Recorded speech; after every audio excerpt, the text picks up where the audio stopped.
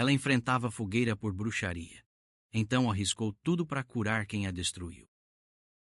As correntes tilintavam contra as pedras frias da cela, enquanto Esperança preparava a mistura que salvaria sua acusadora. Seus dedos, manchados de terra e ervas, trabalhavam com precisão mesmo na escuridão. Amanhã seria queimada como bruxa. Hoje, curaria a filha do magistrado que a condenara.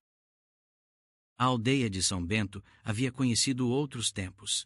Esperança se lembrava de quando as crianças corriam até sua cabana em busca de seus ungüentos para cortes e febres. As mães sussurravam orações de gratidão quando ela aliviava as dores do parto. O padre até mesmo benzia suas ervas, dizendo que Deus trabalhava através de suas mãos. Mas isso foi antes da grande seca, antes das colheitas morrerem nos campos, antes do medo se espalhar como praga. Esperança moía as folhas de funcho contra a pedra áspera da parede. Cada movimento era uma oração silenciosa. Ela sabia que Isabel estava morrendo. A mesma Isabel que se levantara na praça 3 dias antes, apontando o dedo acusador. Ela amaldiçoou nossos campos. Ela fez pacto com o demônio. As palavras ainda ecoavam em seus ouvidos. Mas mais forte que a dor da traição era o chamado de sua alma. Curar era sua natureza, mesmo quando isso significava salvar quem a destruíra. A lua filtrava a luz pálida através das grades. Em algumas horas, o sol nasceria sobre sua execução. A menos que... O magistrado havia enviado um recado através do carcereiro. Sua filha ardia em febre, delirando com visões terríveis. Os médicos da cidade não conseguiam diagnosticar a doença. Apenas Esperança poderia salvá-la. A ironia era cruel como uma lâmina. A menina que a condenou agora dependia dela para viver. Esperança fechou os olhos e ouviu a voz de sua mãe. Nunca recuse ajuda a quem precisa, não importa o que tenham feito. Suas mãos tremeram ligeiramente ao misturar a casca de salgueiro com mel, não de medo, mas de uma emoção mais profunda. De todos os remédios que preparara, este seria seu último, e talvez o mais importante. Quando o carcereiro desceu as escadas de pedra, encontrou Esperança com um pequeno frasco nas mãos. Diga ao magistrado que é para ser tomado ao amanhecer, ela sussurrou. 3 gotas em água morna. O homem hesitou. E se não funcionar? Esperança sorriu, e por um momento, sua face cansada pareceu jovem novamente. Vai funcionar. Sempre funciona quando é feito com amor. As correntes tilintaram uma última vez quando ela se deitou no chão frio da cela. Lá fora, o mundo dormia. Amanhã, Isabel acordaria curada. E Esperança seria apenas cinzas no vento. O mundo que se perdeu. 3 meses antes, Esperança ainda era a curandeira respeitada de São Bento. Sua cabana ficava na divisa entre a aldeia e a floresta, um lugar onde o sagrado e o terreno se encontravam. Plantas medicinais cresciam em seu jardim como soldados organizados. Camomila para a ansiedade, alecrim para a memória, erva doce para os bebês inquietos. Sua mãe havia morrido quando Esperança tinha apenas 16 anos, deixando-a com um dom e uma responsabilidade. Cure com amor, foram suas últimas palavras. E nunca recuse ajuda a quem precisa, não importa o que tenham feito. Esperança havia seguido esse conselho fielmente. Curou a esposa do ferreiro que a desprezava. Aliviou as dores do comerciante que a enganava nos preços. Salvou o filho do magistrado de uma febre que os médicos da cidade não conseguiam quebrar. Foi essa cura que aproximou Isabel dela. A filha do magistrado, então com 15 anos, ficara fascinada pelo conhecimento de Esperança. Vinha visitá-la quase todos os dias, aprendendo sobre as propriedades das plantas, observando como as mezinhas eram preparadas. Você é como uma santa, Isabel costumava dizer. Deus escolheu você para curar nosso povo. Esperança sorria, mas sempre corrigia. Deus escolheu as plantas. Eu apenas sei como ouvi-las. Mas tudo mudou quando as chuvas pararam de vir. As colheitas murcharam. As crianças começaram a chorar de fome. E Isabel? Isabel começou a olhar para a Esperança com outros olhos. A cabana de Esperança era um santuário de paz em meio ao caos crescente. Frascos de vidro alinhados nas prateleiras continham segredos milenares.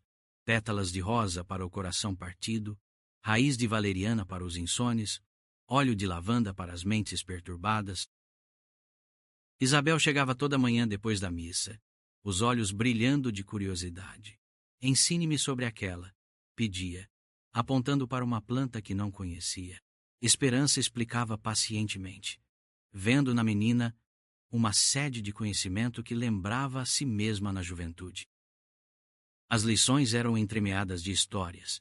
Esperança contava sobre sua mãe, que havia curado uma epidemia de disenteria apenas com chá de guaco, sobre sua avó, que conseguia prever o tempo observando o comportamento das plantas, sobre uma linhagem de mulheres que haviam dedicado suas vidas a aliviar o sofrimento alheio. Isabel absorvia tudo com reverência. Fazia perguntas inteligentes, memorizava receitas, até mesmo ajudava a colher ervas no jardim. Suas mãos delicadas de filha de magistrado logo aprenderam a distinguir entre plantas venenosas e medicinais. Meu pai diz que você tem um dom de Deus, comentou Isabel certa tarde, enquanto observava a Esperança preparar um unguento para queimaduras. Ele conta a todos que você salvou meu irmão quando os médicos haviam desistido. Esperança parou de mexer a mistura.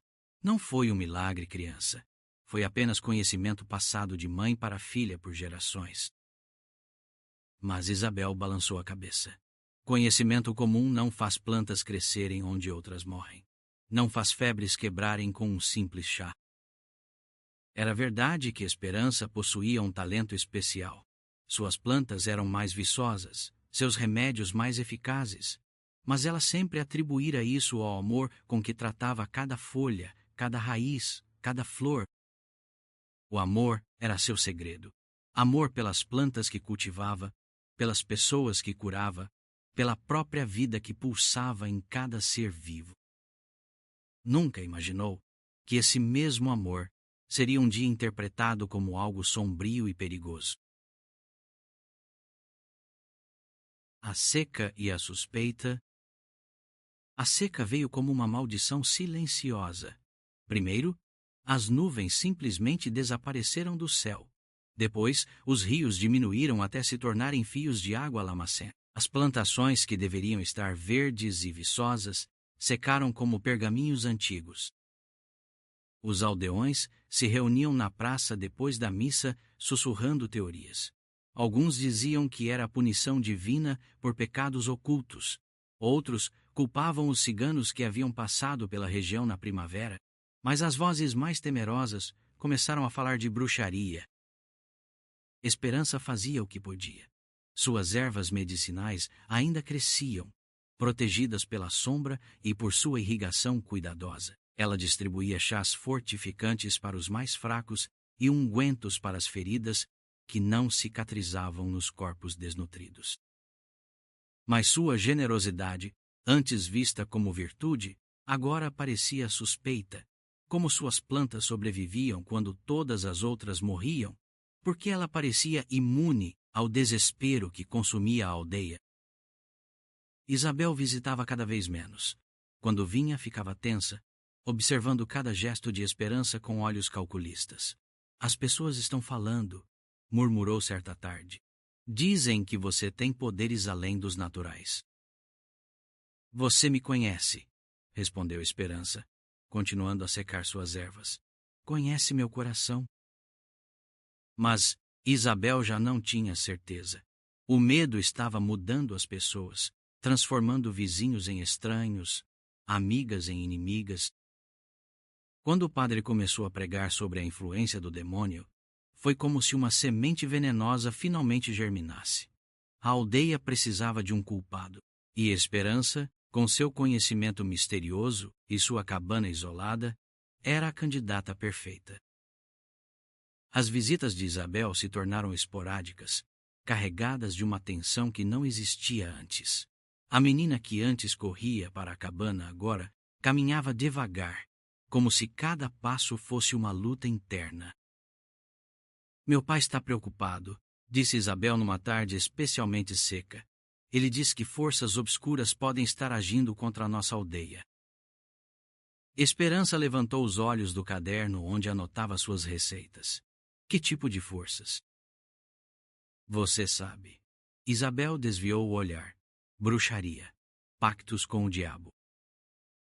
O silêncio que se seguiu foi pesado como chumbo. Esperança fechou o caderno devagar, suas mãos tremendo imperceptivelmente. E você? O que pensa sobre isso? Isabel demorou para responder. Quando finalmente falou, sua voz era um sussurro. Eu não sei mais o que pensar. Essa foi a última vez que Isabel visitou a cabana como amiga. Nas semanas seguintes, Esperança a via na aldeia, sempre rodeada por outras pessoas, sempre evitando seu olhar. A menina que antes a chamava de santa agora a observava com suspeita. A pressão social era implacável. O magistrado enfrentava questionamentos sobre sua aparente proteção à curandeira. O padre recebia visitas diárias de paroquianos preocupados com influências malignas. E Isabel, jovem e impressionável, absorvia todo esse medo como uma esponja. O Jardim de Esperança se tornou um símbolo paradoxal. Enquanto as hortas da aldeia secavam, suas plantas medicinais floresciam. Ela regava cada uma com água preciosa que economizava de sua própria ração. Mas isso não era visto como sacrifício, era visto como prova de poder sobrenatural. O momento da ruptura chegou numa manhã de domingo, após uma missa particularmente inflamada sobre os perigos da feitiçaria. Isabel saiu da igreja com o rosto pálido e os olhos vidrados, como se tivesse finalmente encontrado a resposta para uma pergunta que a atormentava. Naquela tarde, ela não foi à cabana de Esperança. Em vez disso, foi à casa do padre, onde permaneceu por horas. Quando saiu, estava decidida. A menina que Esperança havia amado como filha estava pronta para destruir. Lá. A acusação. A denúncia veio numa manhã de domingo após a missa. O sol estava implacável no céu sem nuvens, e os aldeões se reuniam na praça como sempre faziam. Suas vozes um murmúrio constante de desespero e medo. Isabel se levantou no centro da multidão. Seu vestido estava limpo e bem cuidado, contrastando com as roupas gastas dos outros aldeões. Seus olhos, outrora brilhantes de curiosidade, agora pareciam vidrados, como se ela tivesse praticado essas palavras 1000 vezes diante do espelho.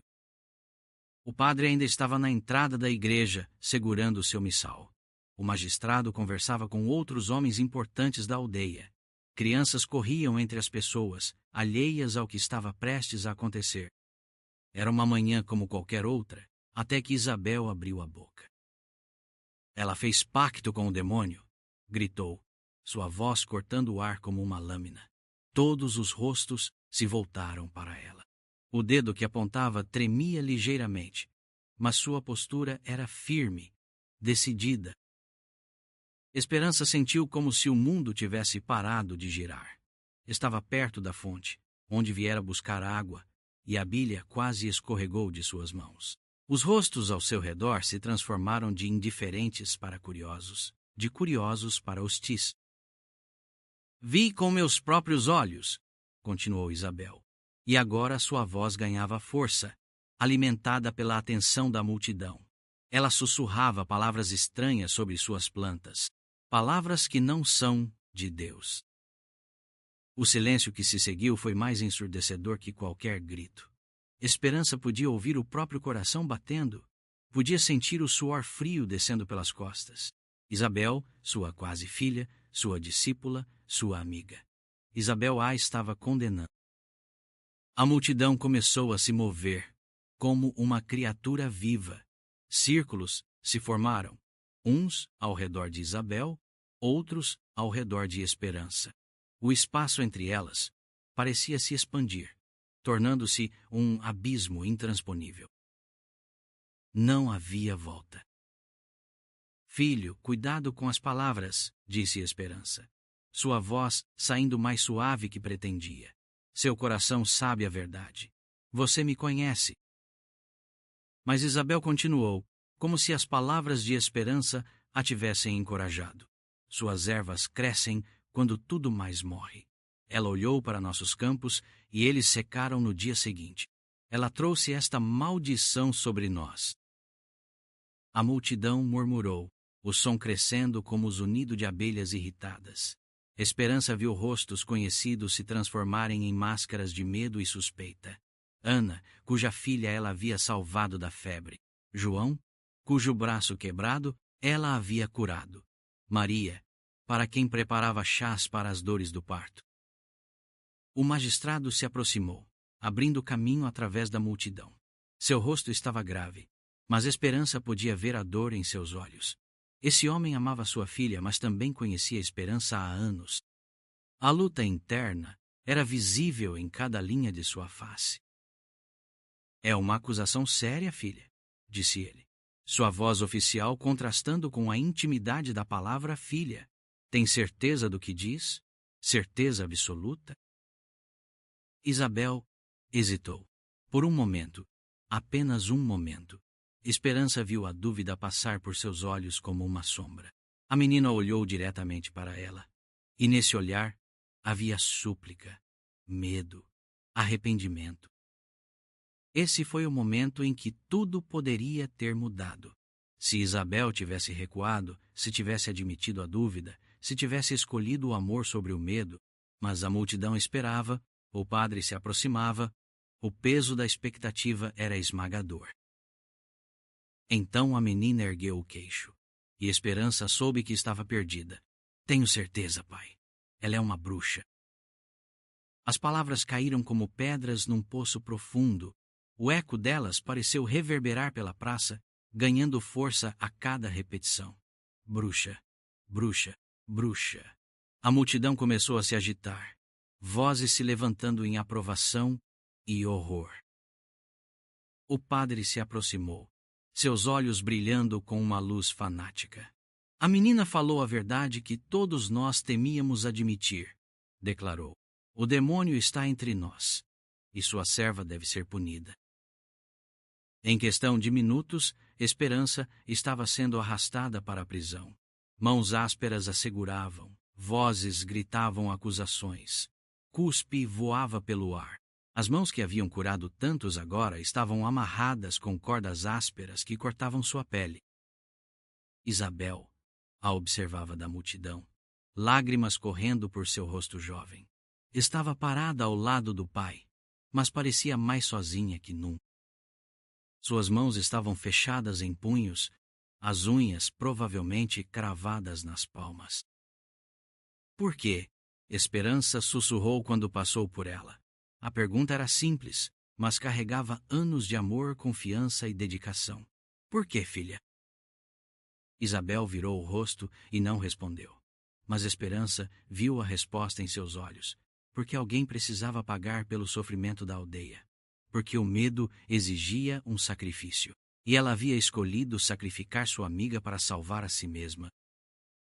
Enquanto era arrastada para longe, Esperança ouviu Isabel soluçar. Era um som quebrado, desesperado, o choro de alguém que acabara de destruir a própria alma para salvar a própria vida. Mas já era tarde demais para arrependimentos. A doença da acusadora. 3 dias na prisão. 3 dias ouvindo os preparativos para sua execução. O som das tábuas, sendo cortadas para a pira, ecoava pela manhã, misturado com as vozes dos aldeões que discutiam o melhor local na praça para o espetáculo. A cela era pequena e úmida, com paredes de pedra que suavam uma umidade constante. Um buraco no canto servia como latrina, e a única luz vinha de uma pequena janela com grades de ferro. Esperança passava as horas ajoelhada no chão de terra, orando não por salvação, mas por força para perdoar. O carcereiro, um homem chamado Pedro, que ela conhecia desde criança, trazia-lhe água e pão amanhecido. Nunca olhava diretamente para ela, como se temesse que seus olhos pudessem lançar maldições. Ele também acreditava. Todos acreditavam. Na terceira manhã, ela acordou com o som de martelos, construindo o que seria seu túmulo de fogo. Cada batida era uma contagem regressiva, um lembrete de que lhe restavam poucas horas de vida. Mas, estranhamente, sentia uma paz que não esperava. Foi então que os gritos começaram. Vieram da direção da casa do magistrado, penetrantes e desesperados. Esperança reconheceu a voz imediatamente. Isabel. Através das grades de sua cela, ela podia ver pessoas correndo em direção à mansão, seus rostos carregados de nova preocupação. Os gritos continuaram. Não eram de dor física, mas de algo mais profundo, delírio, terror, o som de uma mente que se desintegrava. Esperança se aproximou das grades, pressionando o rosto contra o metal frio. Soldados se aproximaram de sua prisão, sussurrando entre si com vozes urgentes. Suas conversas vinham em fragmentos. Começou na madrugada. Febre altíssima. Sangue na boca. Esperança sentia seu coração se acelerar. Não de esperança, mas de preocupação genuína. Que sintomas ela tem? Perguntou quando um dos soldados passou perto o suficiente para ouvi-la. Sua voz saiu mais forte do que pretendia, carregada de autoridade médica. O soldado a olhou com desconfiança e algo que poderia ser nojo. Por que uma bruxa quer saber? Planeja piorar sua maldição? Porque sou curandeira, respondeu Esperança. E pela primeira vez em 3 dias, sua voz carregava a antiga confiança. Sempre fui. Deixem-me vê-la. O homem riu amargamente, mas havia um tremor em sua voz. Você a amaldiçoou, não foi? Sua vingança por ter sido denunciada? Que tipo de demônio você invocou contra uma criança inocente? Mas Esperança reconhecia os sintomas pelo que o soldado descrevera. Febre súbita, delírio, sangramento pelas mucosas. Não era maldição, era a peste que graçava nas cidades maiores. Isabel estava morrendo de uma doença real, não de bruxaria. A ironia era cruel e perfeita. A menina que a havia acusado de poderes sobrenaturais agora estava sendo consumida pela natureza mais brutal e terrena. A peste não distinguia entre acusadores e acusados, entre culpados e inocentes. O magistrado chegou à prisão pouco depois, e Esperança mal o reconheceu. Seus cabelos estavam despenteados, sua roupa amarrotada, seus olhos vermelhos de lágrimas. Este homem poderoso, que havia ordenado sua prisão, agora se arrastava como um mendigo. Desfaça o que fez a minha filha, implorou, segurando as grades com mãos trêmulas. Ela está morrendo. Tire sua maldição dela. Eu faço o que quiser. Não foi feitiço, disse Esperança calmamente, e sua voz carregava uma certeza que cortou através do desespero do homem. É a peste, a mesma doença que tem matado centenas nas cidades do norte. O magistrado a olhou com um misto de esperança e desespero. Sua filha estava morrendo, mas talvez houvesse uma chance. Você pode curá-la? Pode salvá-la? Esperança assentiu lentamente. Posso tentar. Conheço as ervas que podem combater a febre, as preparações que podem limpar o sangue.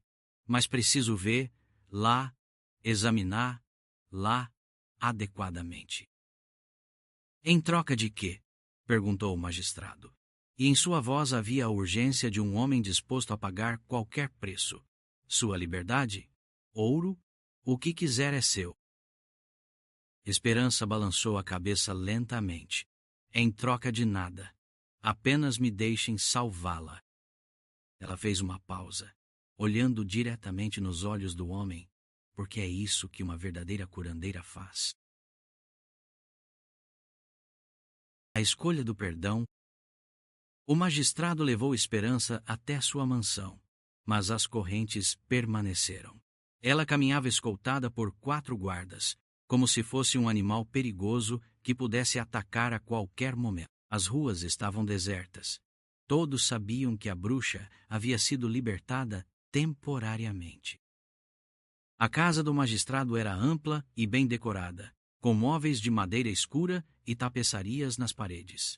Mas agora estava mergulhada em uma atmosfera de morte iminente. Servos sussurravam nos cantos, e o cheiro de incenso não conseguia mascarar o odor doce e enjoativo da doença.